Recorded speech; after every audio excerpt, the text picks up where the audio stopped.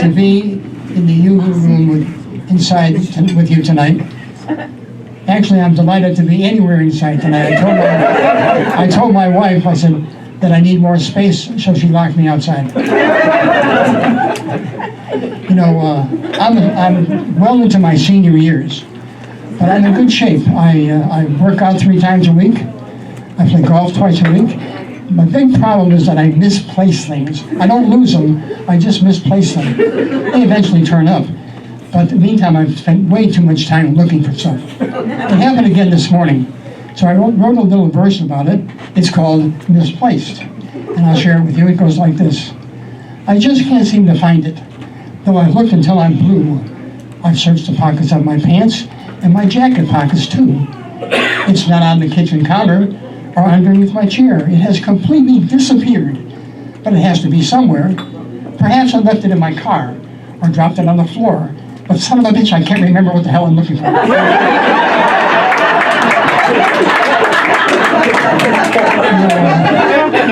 I told you I played golf. Well, last week I was on the golf course and I was lining up a putt on the 7th green, and a bee flew under my shorts, stung me right on the tip of my penis. I can't describe the pain, but the swelling was wonderful. For a short time, I could have been a porn star. You know, I have a senior moment coming out here. I'm entitled to have a senior moment because I'm a senior. I need my prompter, whatever I am. I'm saying. Snore no more. What? Snore no more. Oh, thank you. That's my wife. Anyway, driving over here tonight, I had my car radio on and I heard this commercial for a product called Snore No More.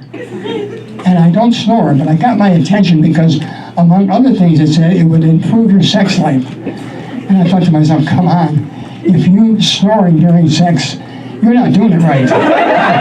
Or you need a partner. You know, I still get the urge to have sex, but then I think about it and I think, I'd rather take a nap.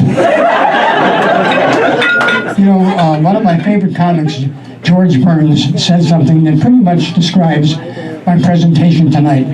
George said, in the beginning, there was nothing. Then God said, let there be light, and there was light. There was still nothing, but you could see a whole lot better. You know, it doesn't matter what your age is tonight. We all pretty much faced the same challenges and made the same discoveries as we were growing up. And I'm going to talk about those tonight. The first challenge is one that I know that every single person in this room in the world faces, and that is potty training. Just imagine what the world would be like if you didn't succeed in potty training. But the next challenge is one I really enjoyed, and I bet you did too. Riding a 2-wheel bicycle without training wheels. I remember I'd be pedaling, and my dad would be running alongside holding the back fender, and then he'd let go and I'd be on my own, and it was wonderful, thrilling, exciting. A lot of crashes and smashes, but bicycle riding became my absolute favorite activity. The next challenge I remember, I was about 12, I remember thinking that girls were different than boys and I should have a girlfriend. So I got one, and her name was Mary Ann. She had pretty red hair, and we did all kinds of things together. We went bike riding, we played baseball, we climbed trees. I really liked Mary Ann. Well, not as much as my bicycle, but she was great. And she taught me something. She taught me that girls are much more concerned about how they look than boys are. One day we were going to a birthday party. She came out of her house wearing a pretty pink dress, and she looked at me and said, "Richard, does this dress make me look fat?" Well, I was only 12, but I recognized that question was loaded with danger. I said, no, you look great. And we went to the party, everything was okay. Then a few years later, I faced the most challenging, frightening challenge. The French kiss. I was supposed to kiss my girlfriend, put my tongue in her mouth, and I knew she was going to bite my tongue. I'd have to go to the doctor, it'd be horrible. But you know, it was something that boys that age just had to try. It was like a rite of passage. And I'm happy to say I made it through. I didn't get my tongue bit. But then a couple of years later, I made the most awesome discovery. Sex. Orgasms. Wow! I have to tell you, bicycle riding was no longer my favorite activity. And not only that, about a year later I discovered it was even better when you had a partner.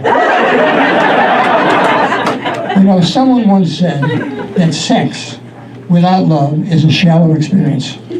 And I think that's true.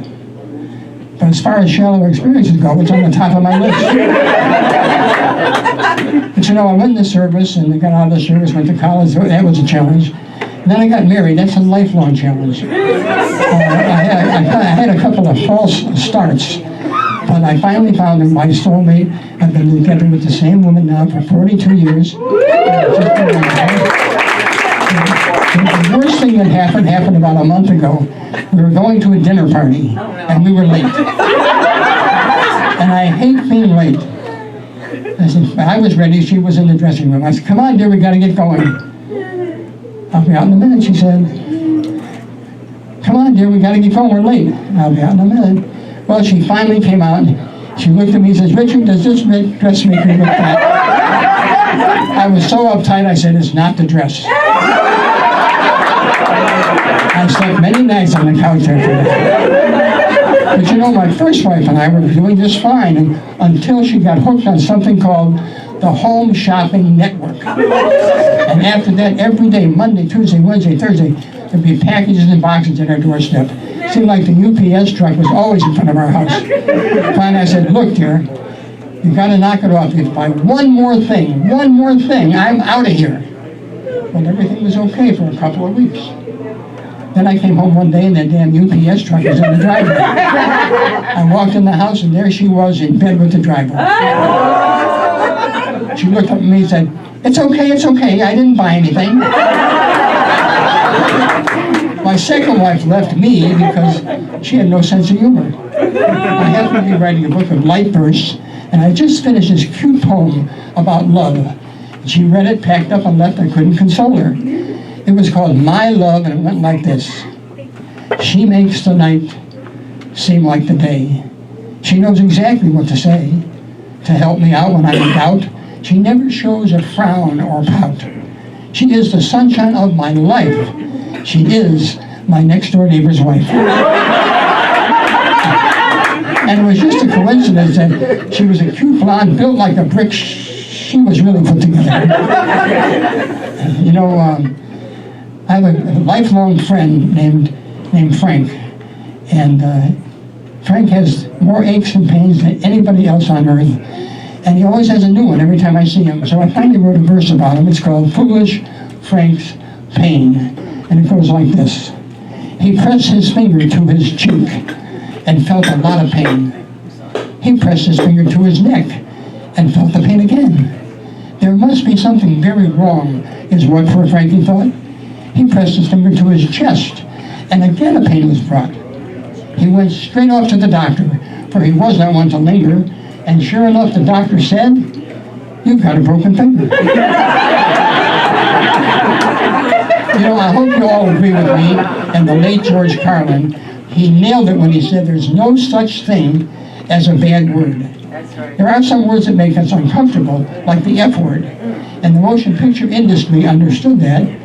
And so you didn't hear the F word on the silver screen until 1926. And then it was only used one time in a movie called I'll Never Forget What's His Name. But 20 years later, in a movie called Scarface, the F word was used 209 times in that one movie. That's a lot of fucking F words. But you know, a lot of comics today like to use the F word a lot in their presentation. They think it gives them a boost. And that's okay because there's no bad words. But it's just not my style. If those cocksuckers want to use that kind of language, that's up to them. But it's not my style. I'm Richard Myers. Thank you for being here.